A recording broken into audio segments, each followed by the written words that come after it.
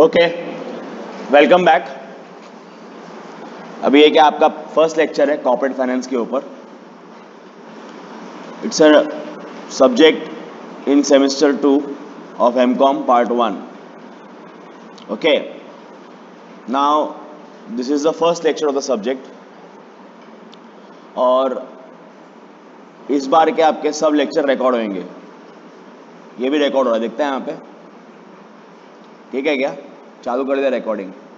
जो लोग black list में रहेंगे उन लोग को सब लेक्चर देख के आने का है। यहाँ लगा देंगे प्रोजेक्टर, आके बैठ के देखना पड़ेगा सब लेक्चर, और हर लेक्चर में क्या हो बताना पड़ेगा। ठीक है क्या? तो अभी आप जो चाहो कर लो, आपको लेक्चर तो बैठना ही पड़ेगा। करेक्ट? ओके, अब जो आपका सिलेबस है ये है, इसके अंदर ये टॉपिक जो है थियरी है। क्लियर? क्या? Scope and objective of financial management. Then second topic is time value of money. If you want to do anything fruitful in finance, अगर कुछ भी अच्छा करना है फाइनेंस में, लाइफ में अपने, तो आपको ये टॉपिक आना ही चाहिए। इसके आए बगैर आप लोग, unless you know this topic, you cannot do anything meaningful in the subject of finance. Clear? And again, as I told you in the last semester, there are three branches. What? Financial accounting,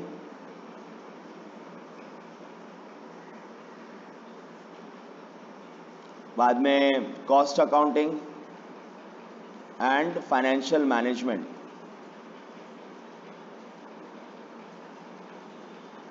ठीक है क्या? इन तीनों का आपस में, मतलब जो outsiders हैं, जो लोग कॉमर्स का वर्ल्ड जानते नहीं हैं, who don't know the world of commerce, उन लोगों के लिए तीनों सब्जेक्ट सेम दिखता है उनको। They call it accounts. But जो सब्जेक्ट पढ़ते हैं उन्हें मालूम होता है कि इन तीनों में से जो टॉपिक्स हैं या फिर जो अंडरस्टैंडिंग है या द पर्पस है सब्जेक्ट का, वो सेम नहीं है। That is you can not say that these subjects are same. Are we clear? People who did their BCom in accountancy, they did this in detail.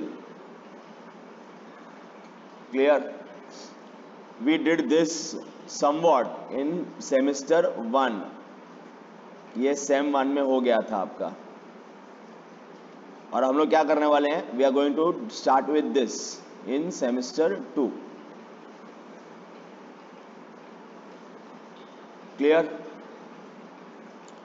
तो अब मुझे कौन बताएगा कि इसका पर्पस क्या होता है, फाइनेंशियल अकाउंटिंग का पर्पस क्या होता है? लास्ट सेमेस्टर डिस्कस किया था हम लोगों ने। What is the purpose of the subject of financial accounting? Thank you. Someone remembers. Ma'am, L6 ऊपर, हाँ L6। तो कोई तो बोला क्या? रिपोर्टिंग। करेक्ट? तो ये इसका पर्पस क्या है? Reporting. Sir what do you mean by reporting?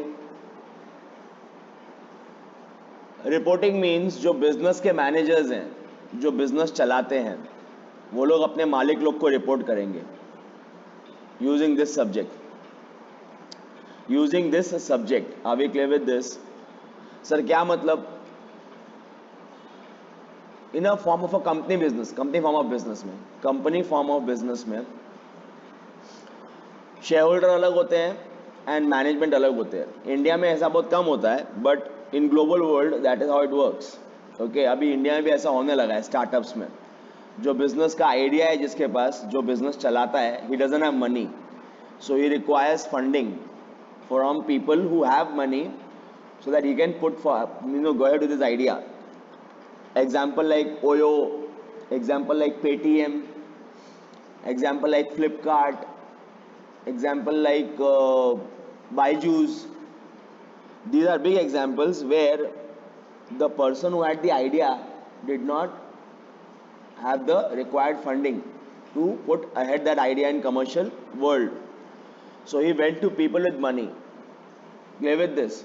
Now people with money, they are not bothered. उनको पड़ी नहीं है कि बिजनेस के अंदर डिटेल में क्या हो रहा है, क्योंकि वो लोग बहुत जगह पैसा इन्वेस्ट करते हैं। तो they want, but they at the same time they also want to know what is being done with their money. समझ में आता है क्या? तो at the end of every quarter and at the end of every year they require summarized financial statements to go through it so that they can understand what is happening with their money. Are we clear with this? For that purpose we use financial accounting. Clear with this? जहाँ पर जो managers हैं business के वो owners को report करते हैं कि what happened with their money at the end of every quarter or at the end of every year. Are we understanding this? That because here in financial accounting we are reporting, and because owners must have invested their money at multiple places, they want to compare their investment. That is why you will see that this subject of financial accounting uses same formats across the board, across the countries. More or less the formats followed are same. Why? Policies also followed are more or less same. Why? The reason is simple. I want to make them comparable, and they'll be comparable once they have similar procedures adopted. Are we clear? ये अपने syllabus में है नहीं, इसमें मैंने पहले बताया, ये हम लोग कब पढ़ चुके हैं डिटेल में, बीकॉम करते वक्त. ठीक है कि नहीं है? Now what is the purpose of cost accounting? कौन बताएगा? कॉस्ट अकाउंटिंग का पर्पस क्या होता है as a subject? As a subject cost accounting का पर्पस क्या है? जल्दी बताओ.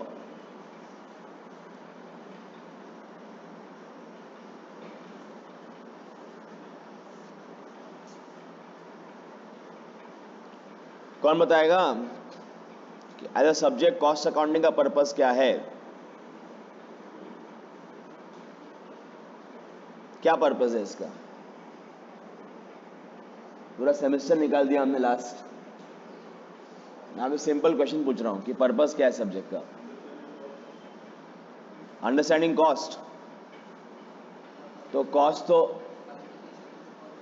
नो, या क्लासिफिकेशन ऑफ कॉस्ट बोल सकते हो, अंडरस्टैंडिंग ऑफ कॉस्ट बोल सकते हो, बट नहीं, जो सुनना चाहता हूं मेरे को मालूम नहीं पड़ रहा है. जल्दी बताओ पर्पस क्या है सब्जेक्ट का? पर्पस है to understand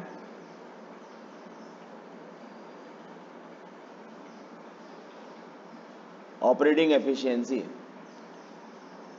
Clear with this? And to accurately calculate and forecast operating cost per unit.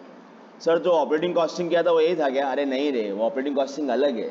जहाँ वर्ड ऑपरेटिंग आया तो सब एक ही जगह होता है, एक ही चीज होता है क्या? ऐसा नहीं है. Clear with this? यहाँ होता क्या है, इन एनी बिजनेस ये दोनों सब्जेक्ट जो है, this subject cost accounting and financial management, these they both are used by managers internally as a tool to do what? To get maximum returns with the money that is being used. Sir तो दो का जरूरत क्या है?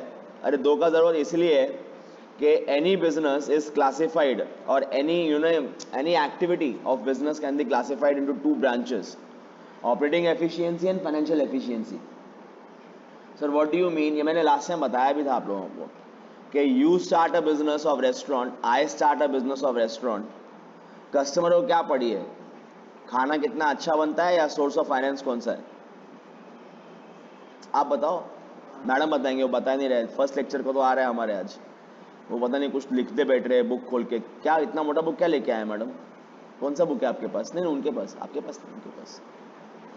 कौन सा मोटा book है आपके पास? बता दो एक बार. हाँ दिखाओ दिखाओ कौन सा मोटा बुक है. कुछ तो टेक्स्ट बुक है, वो नोटबुक है. आप एक काम करो, उठ के यहाँ बैठ जाओ सेकंड बेंच पे और जरा ध्यान देने की कोशिश करो. ठीक है, क्या बात हो रहा है? अपने आप में खोए मत रहो. यहाँ के आगे बैठो सेकंड बेंच पे. अब सुनो इधर, मैं क्या बात कर रहा था. हाँ, कोई भी बिजनेस का दो ब्रांच होता है, ऑपरेटिंग एंड फाइनेंशियल. क्लियर? ना पे अटेंशन. मैंने बिजनेस शुरू किया रेस्टोरेंट का, आपने बिजनेस शुरू किया रेस्टोरेंट का, ठीक है। ये मैडम खाना खाने आई फर्स्ट टाइम अपने रेस्टोरेंट में, उनको क्या पड़ी है? They will she will look at the balance sheet of the restaurant कि पैसा कहाँ से लेके आया, या फिर she look at the menu and how good the hygiene level और how good the services, what will she look at? She look at source of financer. अरे नहीं रे, कौन देखता है? She look at what, how good the ambience is, how good the hygiene is, how good the services. बात बराबर है कि नहीं? साफ सफाई है कि नहीं है, वो सब देखेगी ना। खाना ऑर्डर करते वक्त, खाना ऑर्डर करने के पहले चूहा आ गया, मतलब गुजरा उसके पास में से, तो क्या करेगी मैडम? चली जाएगी उठ के, उसको क्या पड़ी है मेरा फंडिंग कैसे हुआ है? अरे यस और no? That is why in any business, अच्छा, but at the same time is the source of finance important? The answer is yes, to the owners, समझिए क्या, and to the managers also, to get the maximum value from the business. Are we clear with this? तो source of finance भी equally important है, but source of finance जो है वो एक हद तक ही इंपॉर्टेंट है, ऑपरेटिंग एफिशिएंसी से उसका कोई लिंक नहीं है एज सच। ऐसा कुछ नहीं है कि अगर आपने पैसा मार्केट से उठाया डेट पे, if you have taken huge debt, you will not maintain hygiene level in your business just because you have high interest cost. आप ये नहीं बोलोगे मैं झाड़ू वाले को नहीं बुलाऊंगा क्योंकि मेरे को ब्याज भरने का है, इंटरेस्ट भरने का है बैंक में, ये बोलोगे क्या? नहीं बोलोगे ऐसा। You will maintain that hygiene level in your business, correct? The point is that these are two branches that if studied separately will give us maximum understanding of how to maximize operating efficiency and how to maximize financial efficiency, because they both are actually not linked to each other when we try to evaluate them, but taken together they affect our business.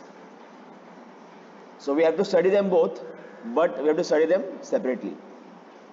That is why in semester 1 you had cost accounting and in semester 2 you will have financial management. भले उसका नाम उन्होंने बदल दिया है, उन्होंने बोल दिया corporate finance because that sounds better, okay, but meaning एक ही है कि एक कंपनी जो है वो पैसा कैसे उठाएगी, या कोई भी बिजनेस जो है, बाय ओनली कंपनी, कोई भी बिजनेस जो है पैसा कैसे उठाए, how to raise the money so that their operating efficiency is, sorry, their financial efficiency is the best. Are we clear? Now to talk about something technical, how to bifurcate these two subjects, financial management and cost accounting, इन दोनों को bifurcate कैसे करने का? If you look at any income statement, if you look at any income statement in vertical form that was taught to you in your undergraduation days, sir नहीं पढ़ाया था हम लोगों को तो टेंशन मत लो, we did something like this last semester, sales minus cost of goods sold used to be our gross profit, correct? Then minus operating expenses,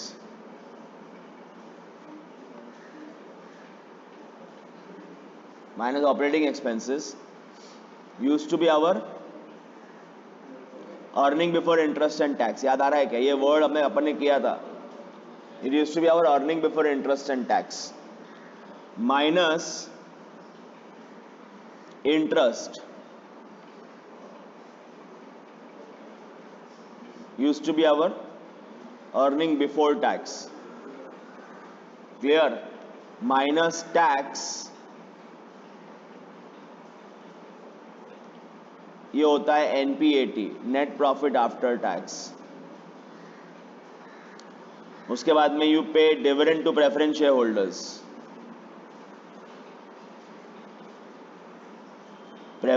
holders, whatever money is left it's money for equity shareholders, earning for equity shareholders divide by number of equity shares will give you what? Earning per share.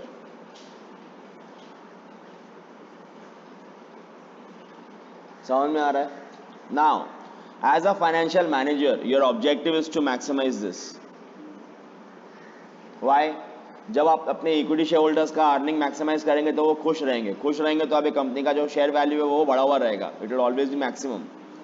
समझ में आ रहा है? And your target also at the same time, your target also is what, to keep it as smooth as possible, as less volatile as possible. जैसे कि आप BCom में लेके आए 90% मार्क्स, फिर आपके एमकॉम में आ गए पार्ट 1 में 50% मार्क्स, फिर वापस एमकॉम पार्ट 2 में मतलब सेकेंड सेमेस्टर में वापस 90% आ गए, फिर वापस पार्ट 3 में आपके 45% आ गए। तो चलते ऐसे फ्लक्चुएशन रहेगा तो आपके घर में भी फ्लक्चुएशन रहेगा प्यार और नफरत के बीच, यस और नो। बट अगर आप कंसिस्टेंटली 70 75 70 75 लेके आ रहे हो, भले वो 90 से कम है, बट एक बैलेंस रहेगा घर के अंदर, ये बात बराबर है, एक प्रिडिक्शन रहेगा कि हाँ भाई हमारा बच्चा उतना ही लेके आएगा, मुझे मालूम है, यस और नो। तो वैसे ही जैसे अपने पेरेंट्स होते हैं घर पे, एज मैनेजर्स अपने होते हैं शेयर होल्डर कंपनी के अंदर, समझ में आता है? उनको अगर हम लोग देंगे ना फ्लक्चुएटिंग रिटर्न्स, एक साल में बहुत ज़्यादा, दूसरे में कम, फिर आपस बहुत ज़्यादा, फिर आपस बहुत कम, उसकी वजह से जो भरोसा है शेयर होल्डर्स का अपने से उठ जाएगा। समझ में आ रहा है कि नहीं आ रहा है?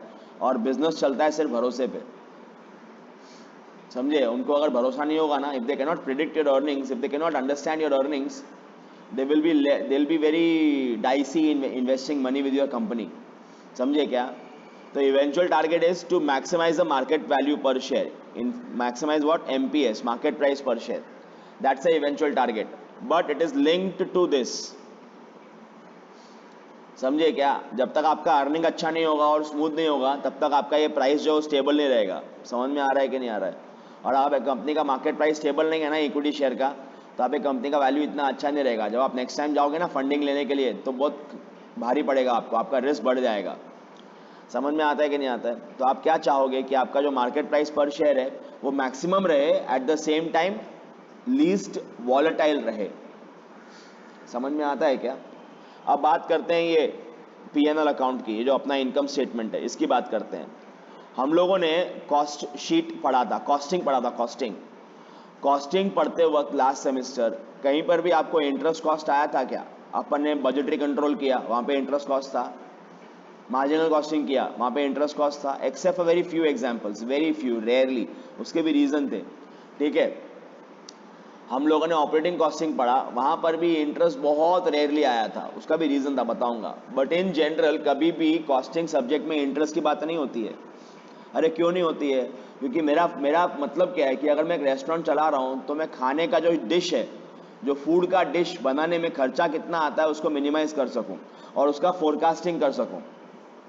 समझ में आता है क्या? डिश बनाने में, अब वो डिश बनाने के लिए जो पैसा चाहिए मेरे को, that I can raise from equity और डेट और a mixture of both, but the quality of dish won't change, but the quality of dish will certainly change if I bring stale vegetable or stale input, or if I don't maintain hygiene level, yes or no? So how to maintain the quality of the dish was the purpose of studying costing subject. समझ में आता है क्या? How to fund that dish is the purpose of financial management. How to raise the funding to prepare that dish. समझ में आता है? And both are equally important to the owners. समझ में आ रहा है क्या? To the customers, what is important? Only the operating side. Are we clear? So we divide this income statement into two parts. This is your operating side. Which side? This is your operating side. Am I clear? And this, from here onwards, this is your finance side. Are we clear? So तो दोनों में आता है क्या EBIT? अरे हाँ, दोनों में आता है भाई। यहाँ EBIT is ending point of operating and starting point of finance. समझा? That is why in the previous semester I never talked about these parts. I only discussed with you these parts. We divided them into fixed variable. We divided them into departments depending on the purpose of evaluation. जैसे आप operating efficiency judge कर रहे हो department wise, तो आप क्या करोगे? You will discuss production department separately, admin department separately, selling department separately. Yes or no? Correct. But अगर आप discuss कर रहे हो operating efficiency based on type of cost, fix या वेरिएबल, तो you will classify the same very cost into fix and variable. Correct और not? अरे absorption costing, marginal costing systems याद आ रहा है क्या? याद आ रहा है क्या? लास्ट टाइम जो आए थे, लास्ट टाइम सब डिस्कस किया था हम लोगों ने. ऑपरेटिंग कॉस्ट मापना, एब्जॉर्प्शन कॉस्टिंग में क्या होता है, मार्जिनल कॉस्टिंग में क्या होता है. वहाँ पर्पस क्या था? To study them, to study the cost based on fix and variable. तो हम लोगों ने क्लासिफिकेशन फिक्स वेरिएबल में किया था. बट अगर आपने कभी कॉस्ट शीट पढ़ा है, जो आपने लास्ट सेमेस्टर नहीं पढ़ा था बिकॉज एमकॉम में है नहीं सिलेबस में, बट अगर आप कॉस्ट शीट पढ़ोगे तो वहाँ क्लासिफिकेशन कैसे होता है, प्रोडक्शन, एडमिन, सेलिंग, क्लासिफिकेशन ऐसे होता है. मैंने क्लासिफिकेशन ऑफ कॉस्ट सिखाया भी था आपको डिटेल में. याद आ रहा है क्या? Production overheads, admin overheads. But उसके पहले क्या होता है? Direct cost, indirect cost. Direct cost को क्या बोलते हैं अपन? Prime cost. इनडायरेक्ट कॉस्ट को क्या बोलते हैं? ओवरहेड्स. फिर उन्हें फर्दर क्लासीफाई कैसे करते हैं? प्रोडक्शन, एडमिन, सेलिंग, या फिर you can classify them as fix and variable depending on the purpose of evaluation. But whatever you do, you will never discuss anything beyond EBIT in operating efficiency. Are we clear with this? समझा क्या? There are rare cases where you discuss, उसका भी बात करेंगे हम लोग in the coming lectures. But generally आप ऐसा करते नहीं हो. तो आपकी गाड़ी कहाँ रुक जाती है? यहाँ रुक जाती है आके. लास्ट सेमेस्टर अपनी गाड़ी कहाँ रुक गई थी? यहाँ रुक गई थी. इस सेमेस्टर में क्या होगा? अपनी गाड़ी शुरुआत यहीं से होगी. समझा? We'll start our study from EBIT. Are we clear? समझे? थोड़ा डिस्कस कर लेते हैं कैसे फर्क पड़ता है. सपोज करो दो लोग हैं. एक मिस्टर ए है, नॉट मिस्टर ए लिमिटेड है एक कंपनी, दूसरी कंपनी है बी लिमिटेड. दोनों को बिजनेस शुरू करना है to run a restaurant. Clear? और दोनों को लगेगा 1 करोड़ रुपया. 1 करोड़ रुपीस का फंडिंग चाहिए दोनों को. Both the companies want 1 crore का फंडिंग.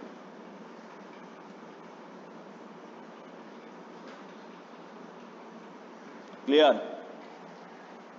और क्योंकि हम लोग डिस्कस कर रहे हैं फाइनेंशियल एफिशिएंसी, हम ऐसा अज्यूम करेंगे कि ऑपरेटिंग एफिशिएंसी में दोनों कंपनी एकदम सेम है. दोनों कंपनी का कॉस्ट स्ट्रक्चर सेम है, दोनों कंपनी का फिक्स वेरिएबल कॉस्ट सेम है, दोनों कंपनी का ऑपरेटिंग एफिशिएंसी हर एस्पेक्ट में सेम है. हर एस्पेक्ट में ऐसा हम अज्यूम करेंगे. तभी तो हम कर पाएंगे इवैल्यूएट कि कौन सी कंपनी फाइनेंशियल एफिशिएंसी में अच्छी है. बात बराबर है कि नहीं है? तो ऐसा है कि जब ये बिजनेस शुरू करते हैं हम लोग और कस्टमर आए खाना खाता है हमारे होटल में, तो we end up earning 20% before paying to our source of finances. Before paying to our source of finances. समझे? तो और क्योंकि दोनों का ऑपरेटिंग एफिशिएंसी सेम है, ये सब खर्चे वर्चे सेम है दोनों के. Clear with this? और ये जो है ना, ये 20% है आफ्टर माइनसिंग ऑल दिस. यानी कि ऑपरेटिंग प्रॉफिट जो है ना वो कितना है? मेरे एग्जाम्पल में 20% है. क्लियर? तो मुझे इतना बताओ, अगर फंडिंग रिक्वायर्ड है 1 करोड़ का, 20% of what? Of sales? No no no no, not of sales, of the amount invested. Of the, मैंने जितना इन्वेस्टमेंट किया, मैंने अगर 1 रुपया लगाया तो मैं कमाता हूँ 20 पैसा. समझ में आ रहा है? तो दोनों कंपनी कितना फंडिंग कर रही है? 1 करोड़ का. सर कहाँ से ला रही है फंडिंग? डिस्कस करेंगे. बट दोनों कंपनी कितने का फंडिंग कर रही है? 1 करोड़ का फंडिंग कर रही है. तो दोनों कंपनी का EBIT कितना रहेगा? 20 लाख ना? अरे यस,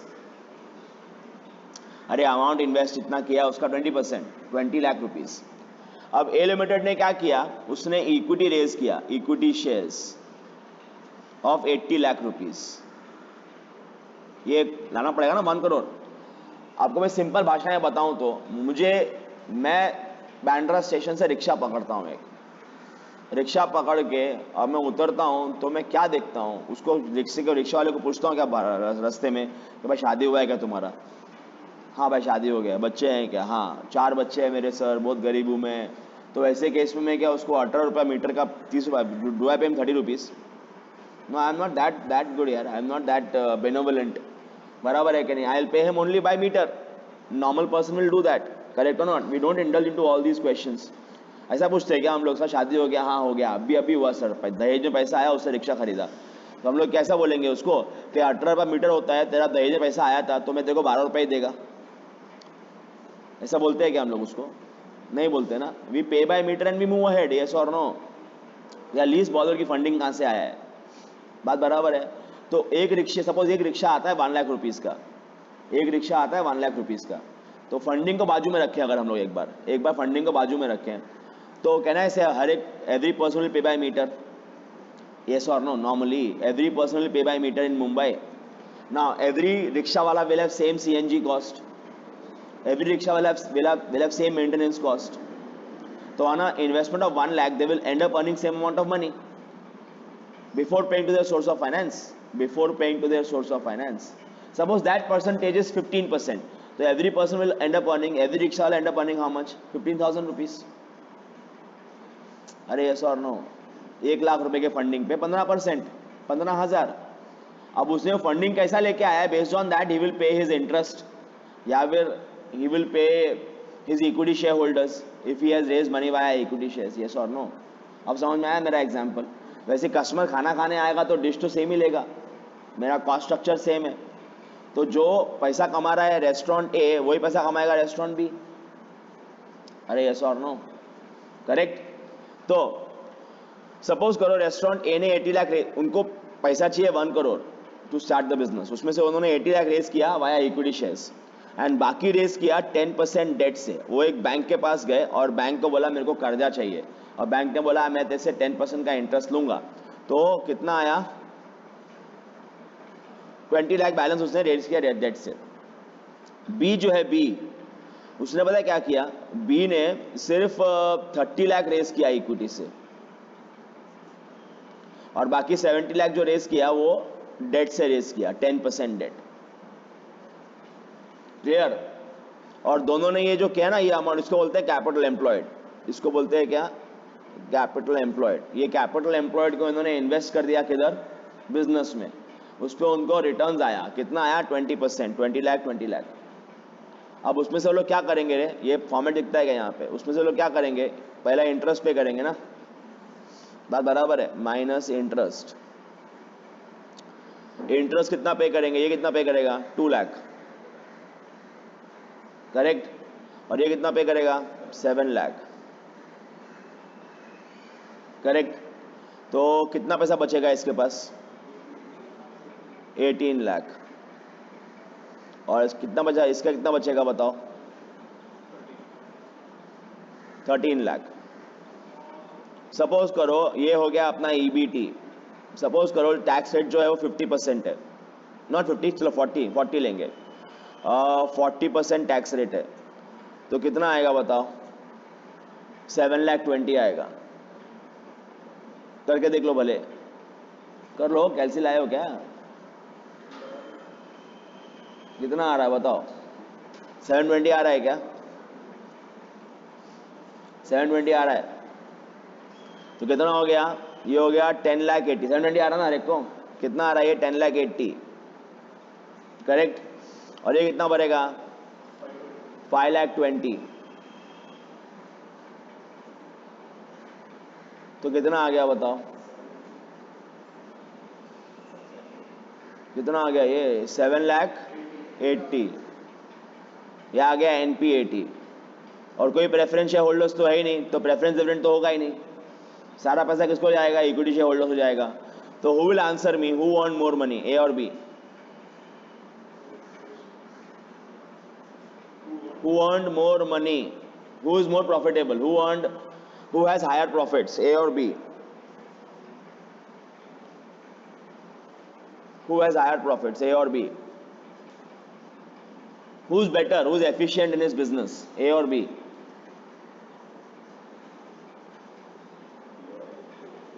A या B?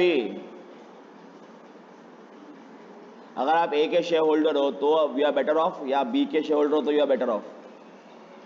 You are better off in which case? A और B? मैडम क्या आंसर आना चाहिए बताओ?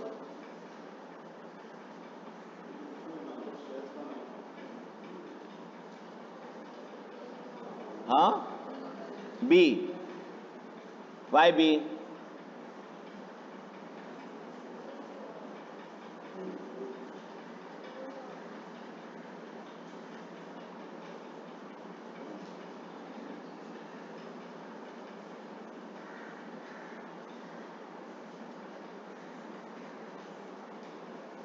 चलो, anyone else have another answer?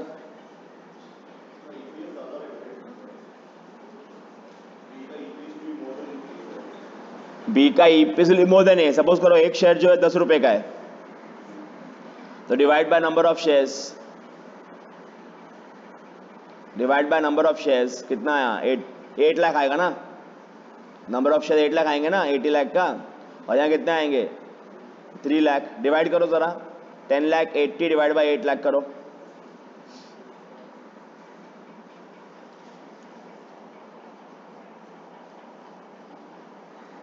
Ten lakh 80 divide by 8 lakh कितना आया? 1.35। और यहाँ कितना आ रहा है? 2.6, ऑलमोस्ट डबल। तो where are you better off? B limited ना। जिन लोगों को ये समझ में नहीं आया उन लोगों के लिए सिंपल भाषा में, जो ओनर्स हैं, ओनर्स बी लिमिटेड के, उन्होंने 30 लाख रुपया 30 लाख रुपीज इन्वेस्ट करके कमाया 7 लाख 80। और जो ए के शेयर होल्डर्स हैं उन्होंने 80 लाख इन्वेस्ट करके कितना कमाया? 10 लाख 80। तो they are investing almost even less than half the money as compare to A. Yes और नो? समझ में आ रहा है कि नहीं आ रहा है?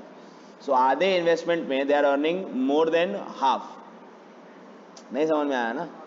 अगर बी लिमिटेड जो है ऐसा ही एक और रेस्टोरेंट खोल देती है तो they can earn double the money ना, जनरल सेंस में। यस और नो? कितना कमा लेंगे वो लोग? 7 लाख 80 का डबल, बात बराबर है, 15 लाख 60। और ये कितना कमा रहे हैं? 10 लाख 80। और डबल खोल के भी कितना पैसा इन्वेस्ट करेंगे वो लोग? 60 lakh in both the restaurants. अरे यस और नो? करेक्ट। तो ऐसा क्यों हो रहा है बताओ? दोनों का बिजनेस तो सेम है भाई, खाना तो सेम खाते हैं कस्टमर लोग आके। तो ऐसा क्यों हो रहा है कि A is earning more and B is earning less? चलो कहानी हम खत्म नहीं करते, कहानी को आगे बढ़ाते हैं। सपोज करो ये जो रेस्टोरेंट्स हैं they are outside Andrews college, they are outside Andrews college. हमारे यहाँ ऐसा हुआ पता है क्या? बहुत अच्छा क्लासिक एग्जाम्पल दूंगा मैं, क्लासिक एग्जाम्पल। मेरे इन लॉज है, उनका जमीन है गाँव में, खेती का जमीन है, खेती का।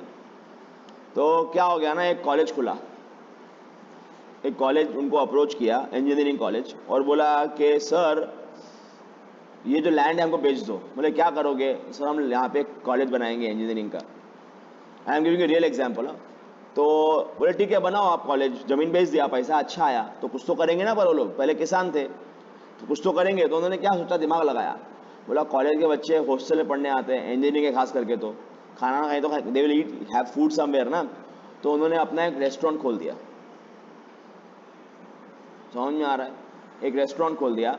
और बिलीव करो या मत करो, दो भाई सगे, हमारे तो इन लॉज हर घर की कहानी है, दो सगे भाई, उनमें झगड़ा हो गया कि भाई रेस्टोरेंट में तू चोरी करता है, बराबर है। तो दोनों ने क्या किया, रेस्टोरेंट अलग अलग कर लिया अपना। तो अब एक ही जगह पे दो रेस्टोरेंट है अगल बगल में, ठीक है। चलो कोई बात नहीं, कॉलेज तो भैया बहुत सारे बच्चे आते हैं, हजारों बच्चे आते हैं, दोनों चलेंगे। जबरदस्त कमाई, बहुत खुश। ये केस ए और बी, दो भाई, समझे। अब तकलीफ ये हो गया कि कॉलेज पकड़ा गया, जो कॉलेज है कॉलेज वो पकड़ा गया नकली डिग्री बांटता हुआ, फ्रॉड डिग्री बांटते हुए पकड़ा गया, फ्रॉड डिग्री बांटते हुए, और कॉलेज बंद हो गया। रियल स्टोरी, कॉलेज बंद हो गया। तो कॉलेज बंद हो गया तो मुझे क्या करना है? लैंड तो बेच दिया मैंने। अरे but you are also running restaurant ना। तो अब होगा क्या? कस्टमर आएगा? नहीं आएगा, कस्टमर तो आएगा नहीं, बात बराबर है। सपोज करो ऐसा यहाँ भी हो गया, ऐसा इधर भी हो गया, कस्टमर आ ही नहीं रहा है। अब बस अब हाईवे पे रेस्टोरेंट है तो बस हाईवे वाले उतर के भी कभी कभी खाना खा लेते हैं, जो ट्रक वाले हैं या कभी, बट उतना धंधा नहीं है, उतना बिजनेस नहीं है अब। तो क्या दोनों को फर्क पड़ेगा कि एक को ही पड़ेगा फर्क? दोनों को फर्क पड़ेगा कि एक को ही पड़ेगा? नहीं सर इसको नहीं पड़ेगा, इसमें लोन लेकर रखा ना, क्या फर्क पड़ेगा इसको? तो रेस्टोरेंट में कस्टमर फिर भी खाना खाने आएगा इसके बैलेंस शीट देख के? ऐसा कुछ होता है क्या? ऐसा कुछ होता है क्या? फर्क दोनों को पड़ेगा, और फर्क दोनों को इक्वल पड़ेगा, अनइक्वल पड़ेगा? As far as EBIT is concern फर्क इक्वल पड़ेगा। क्योंकि बताओ क्यों? क्योंकि दोनों का सेल्स साथ में कम होगा, दोनों का कॉस्ट साथ में सेम रहेगा, दोनों का जीपी सेम लेवल पे कम आएगा, दोनों को सेम पगार पे करना पड़ेगा। अरे यस और नो? तो दोनों को लात तो सेम पड़ेगी। किस पॉइंट तक? ईबीआईटी तक।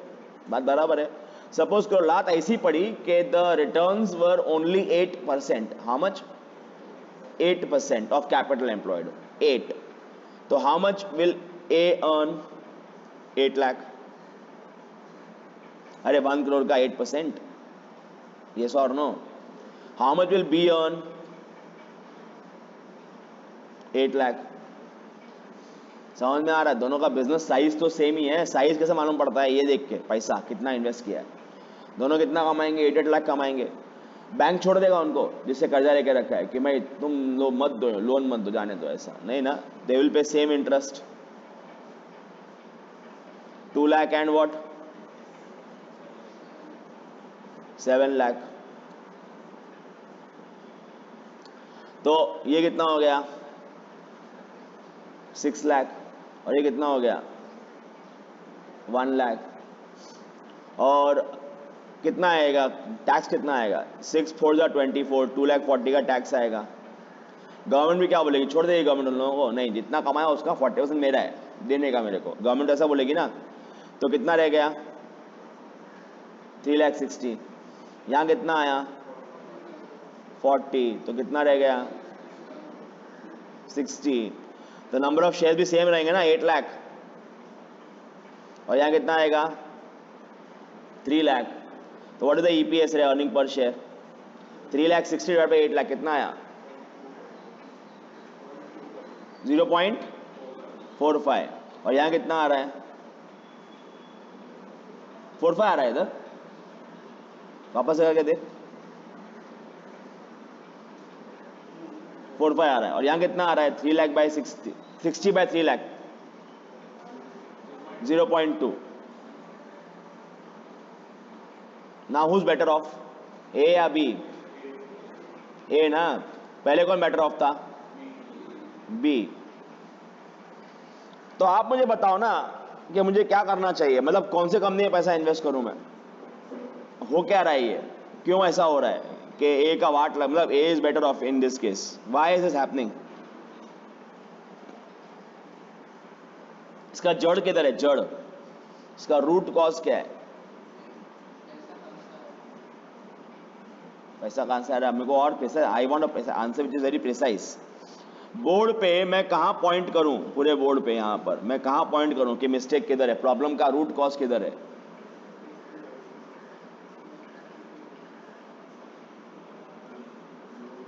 मैडम कहां पॉइंट आउट करूं, बोलो।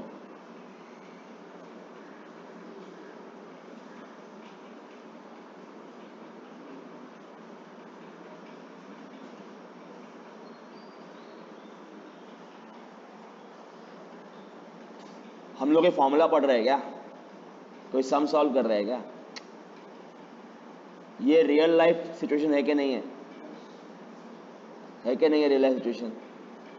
तो यहाँ कुछ काम आएगा फॉर्मूला या डिग्री काम आएगा? नहीं, यहाँ दिमाग काम आएगा ना, है ना? बताओ।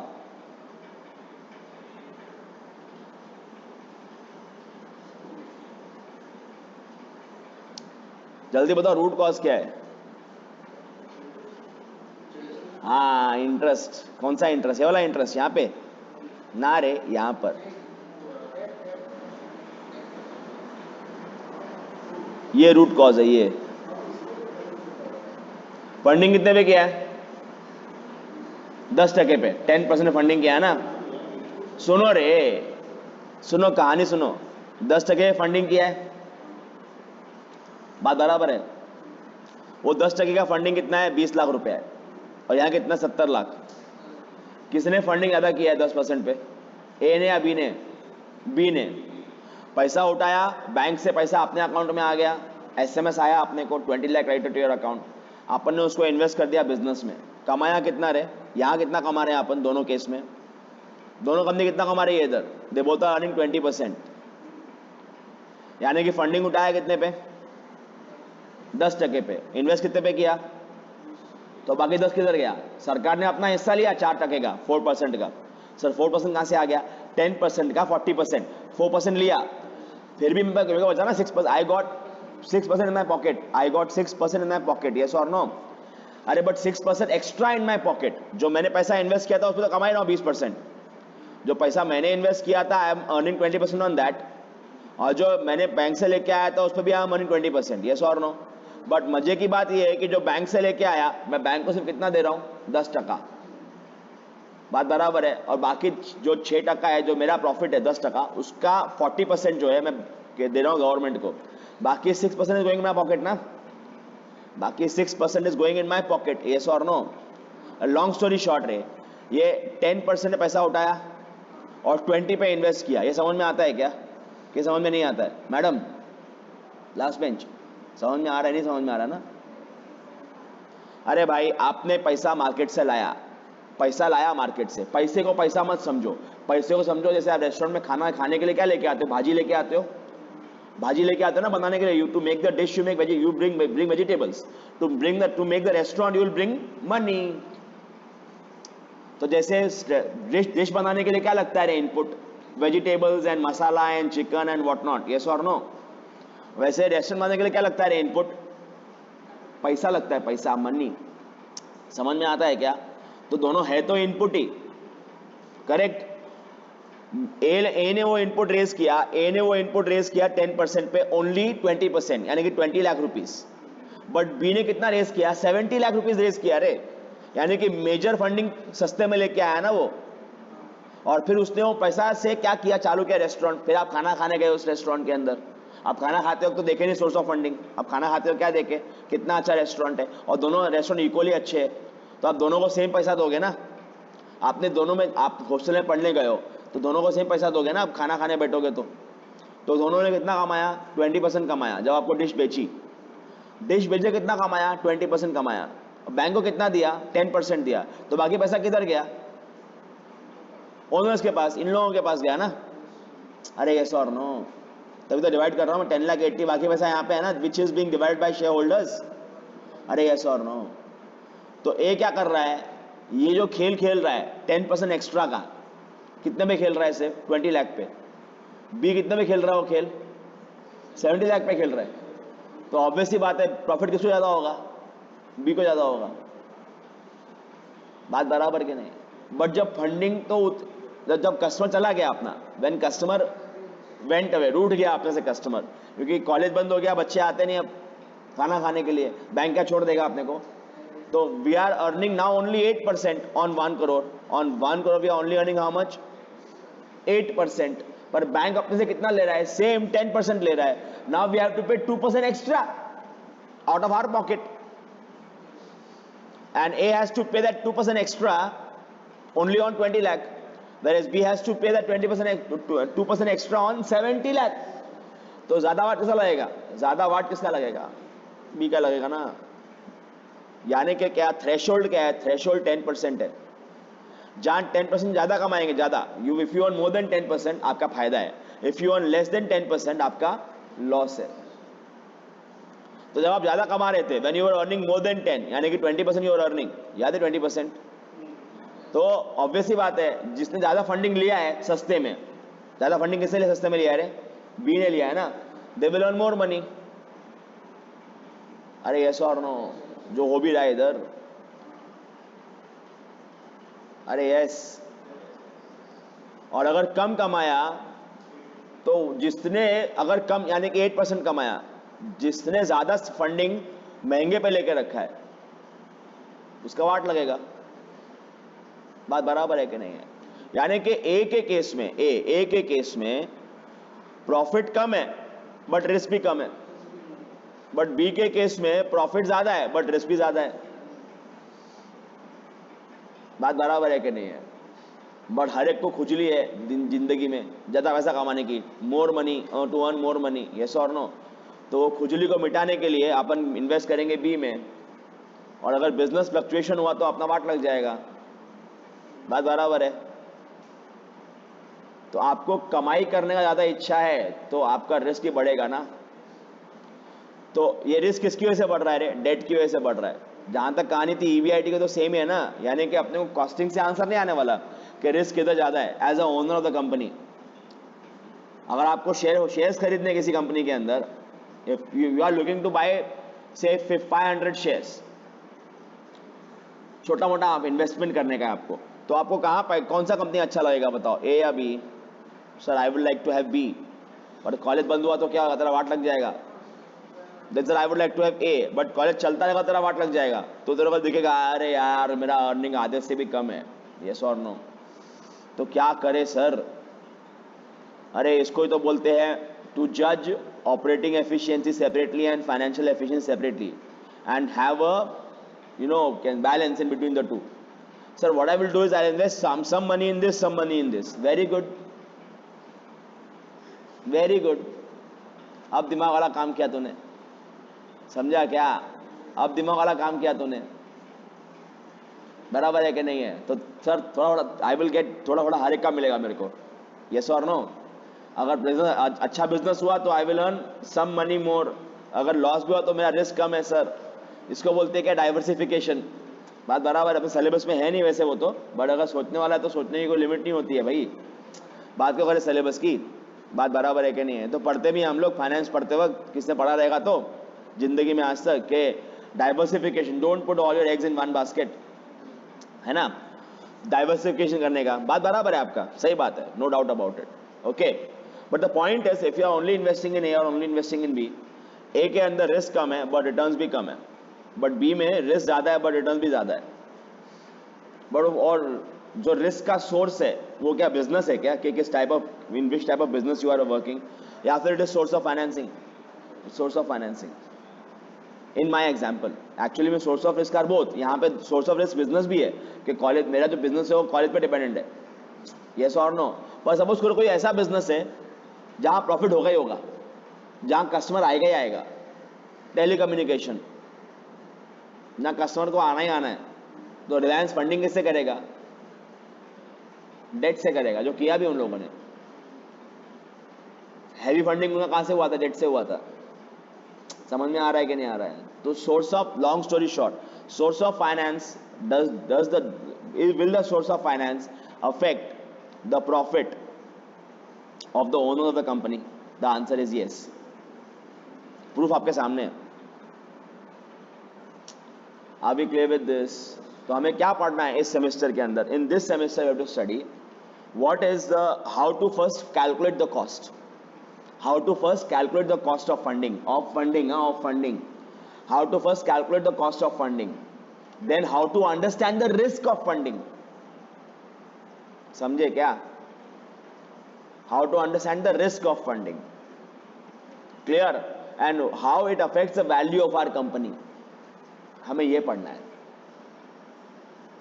समझ में आ रहा है क्या? ये आपका इंट्रोडक्शन था सब्जेक्ट का। हमें क्या पढ़ना है? टाइम वैल्यू ऑफ मनी में हमें मालूम पड़ेगा, will understand the tools that are used to calculate the cost of funding. समझ में आया? Tools that are used to calculate the cost of funding. Then यहां देखो, ये अलग अलग रेशियोज हैं, ये ठीक है, this also are very important in calculating the profit और loss of the funding, but main जो है ना, मेन जो है इसका लिंक जो है इसके साथ है, इसके साथ। Using this will learn how to calculate the cost of capital. ठीक है कि नहीं है? Using, then after we learn the calculation of cost of capital, will understand what is the risk in raising various fundings, business risk, financial risk, जो अभी discuss किया हम लोगों ने। कॉलेज बंद हुआ था उसका एग्जाम, वो किसका एग्जाम्पल है? बिजनेस रिस्क का।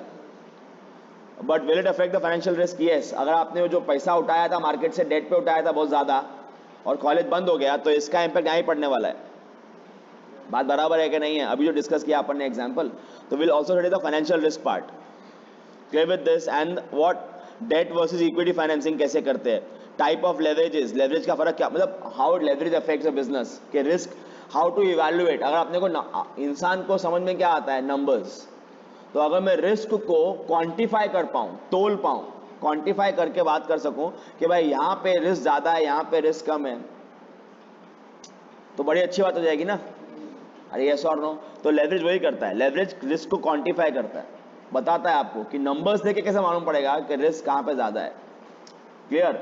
जस्ट वन सिंगल नंबर देख के समझ में आता है? ओके, तो उसके बाद में then after this will study the impact of this on this, कि मैं इन दोनों को यूज करके कॉस्ट को और कैपिटल और रिस्क को यूज करके मैं अपना स्ट्रक्चर कैसे प्लान करूं, विच स्ट्रक्चर रे, कैपिटल स्ट्रक्चर, कि कितना पैसा डेट से आए, कितना पैसा इक्विटी से आए, उसका इम्पैक्ट क्या पड़ रहा है मेरे ऊपर, कितना मेरे को रिस्क ज्यादा आ रहा है, या रिस्क ज्यादा है बट रिटर्न उससे भी ज्यादा आ रहे हैं, तो रिस्क इज वर्थ टेकिंग। वो सब देखते हैं अपन किधर, कैपिटल स्ट्रक्चर प्लानिंग में। We do something called what, EBIT, EPS analysis. We study what capital structures, we study various capital structure theories, dividend policies, pay out ratios and their impact on what, market price. Clear with this? समझ में आता है हर एक को? और ये सब पढ़ने के बाद अपने को, अच्छा ये सब पढ़ने के पहले अपने को और क्या करेगा help, to quantify various risks और various aspects of business, these ratios, because these ratios, some of them tell us our condition based on liquidity, our condition based on efficiency, our condition based on what do you say, financial efficiency या operating efficiency कितनी अच्छी है अपनी, वो अपने को ये सब बताती है ratios. Depending on that will study them. यानी कि क्या ये तीनों के तीनों लिंक्ड है, और ये तीनों का समरी पता है क्या है? ये तीनों का समरी ये है, ये तीनों का समरी ये है। यानी कि हम लोग ये कब करेंगे? एंड में करेंगे। ओनली 1 लेक्चर में हो जाएगा ये मैक्सिमम। बताओ क्यों हो जाएगा 1 लेक्चर में? बताओ क्यों हो जाएगा 1 लेक्चर में? क्योंकि अपन ने यहां से डिस्कस कर लिया होगा रे। तो 50 मिनट की बात है, 50 मिनट्स की सब हो जाएगा। तो ये तो है ही नहीं, समझ लो। बट ये 3 जान खा जाएंगे आपकी, समझिए क्या? इतने आसान भी नहीं है कि आपको बस बैठे बैठे समझ में आ जाएगा। हाँ, टीआर बीबीआई में था, पता को टीआर बीबीआई में तो बताया था क्या? इतना ज्ञान दिया था तेरे को, आधे का 1 घंटे का, 1 घंटे का तेरे को ज्ञान दिया था क्या? यहाँ बैठे बैठे वहाँ डायरेक्ट क्या किया रहेगा? चलो आंसर बुक निकालो, ये फॉर्मूला है EBIT upon EBT, operating leverage, financial leverage, answer आया, खुश रहने का, घर जाने का, हैप्पी, बस। बराबर है कि नहीं है? वैसा पढ़ाई अपने को करने का नहीं रहे, क्योंकि अपन अभी एमकॉम में आ गए, बीबीआई में उड़ना है अभी अपन लोग।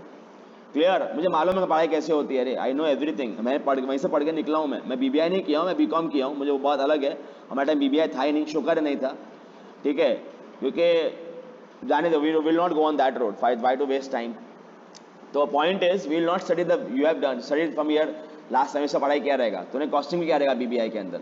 बट जो बीबीआई में कॉस्टिंग किया था मार्जिनल, और बीबीआई में एमकॉम में मार्जिनल कॉस्टिंग किया था, उन्हें फर्क था नहीं था सोच में, the way we used to think. बराबर है कि नहीं? तो वही यहाँ पे फर्क है। टॉपिक आपने किए रहेंगे, गुड। आपको एक और बात बोलता हूँ, देन मेरे को बोलना नहीं चाहिए पर फिर भी बोलता हूँ ओपनली, क्या ऐसे केस में even if you don't come for lectures ना, तेरा मार्क्स अच्छा आएगा एमकॉम में, क्योंकि पेपर एकदम रद्दी आता है। और अपने को अब तो प्रूव भी हो चुका है पेपर रद्दी आता है, प्रूव हो चुका है ना। जो अपन पेपर जो आया अभी, पेपर पढ़ा है मेरे पास, एक तो सब question same to amount, word to word same आ गया। तुमको लगा रहेगा अभिषेक सर पेपर सेटर है करके, बस हर एक बच्चे को लगता है ऐसा कि मैं पेपर सेटर हूँ, बट क्या है ना, मैं पेपर सेटर नहीं हूँ। काय को मेरे को पता है कि लोग क्या पूछते हैं, वो कितने बड़े गधे हैं मैं मालूम है मेरे को। कुछ इनोवेशन ही नहीं है उनके अंदर, except for a few people. 2-3 लोग बैठे उधर, उनमें इनोवेशन है, शुक्र है वो पेपर सेटर नहीं है आप लोगों के। वो होंगे तो फिर नो वन कैन प्रेडिक्ट कि पेपर में क्या आने वाला है। बट हाँ, फिर भी जो अपन क्लास में किया है ना उसमें से आएगा, मतलब सेम सम्स नहीं आता है, बट फिर भी जो कॉन्सेप्ट पढ़े ना अपन ने, उसी कॉन्सेप्ट पे आता है जो भी आता है। भरोसा नहीं है तो एक मैडम का पेपर आया था, मैंने बताया भी था आपको, उनका नाम बोलूंगा नहीं, लेक्चर रिकॉर्डेड है, बाद में तो सबूत हो जाएगा, सबूत। तो it will be like an evidence. पर वो मैडम का पेपर आया ना, वो मैडम पेपर ऐसा खतरनाक पेपर निकालती कि पूछो मत, बट मजा आ जाता है उनका पेपर देख के कि हाँ भाई बच्चे का कुछ तो नॉलेज टेस्ट किया उन्होंने, तो मालूम पड़ता है कि कौन बच्चा पढ़ाई करके आया, कौन बच्चा पढ़ाई करके नहीं आया। जाने दो। तो first topic we are studying is what, time value of money. जो हर एक, पहले से मैंने बताया, सब्जेक्ट ऑफ फाइनेंस का बेस है ये। जो अपन अब अकाउंट्स पढ़ते हैं ना, फाइनेंशियल अकाउंटिंग, तो क्या पढ़ते हैं? We study 3 golden rules, debit what comes in, credit what goes out, debit the receiver, credit the giver, पता है ना? Debit all expense and losses, credit all income and gains, पढ़ते हैं ना अपन ये सब 3 गोल्डन रूल्स। उसके बेसिस पे अपने को जर्नल एंट्री बिल्ड करने को मिलता है, यस और no. Then we study concepts and convention and everything. वैसे ही टाइम फाइनेंस के अंदर क्या पढ़ने का अपने को? फाइनेंस का एक ही पिलर है, इस पिलर पे पूरा सब्जेक्ट बेस्ड है, time value of money. Sir काय को, to give a simple example to you. अच्छा सर, तो इन दोनों को लिंक है क्या, इसका और इसका? अरे हाँ भाई लिंक है, बट अभी I can't establish it right now, I have to first tell you what is the meaning of this, and then I can establish a link there. I will, which I will. Don't worry. Yes. Yeah, go. सुनो इधर. हाँ जल्दी जा. तो control कर ले थोड़ा सा, 10 मिनट की बात है. घर पे जा रहा है. जा ऑफिस जा. गो.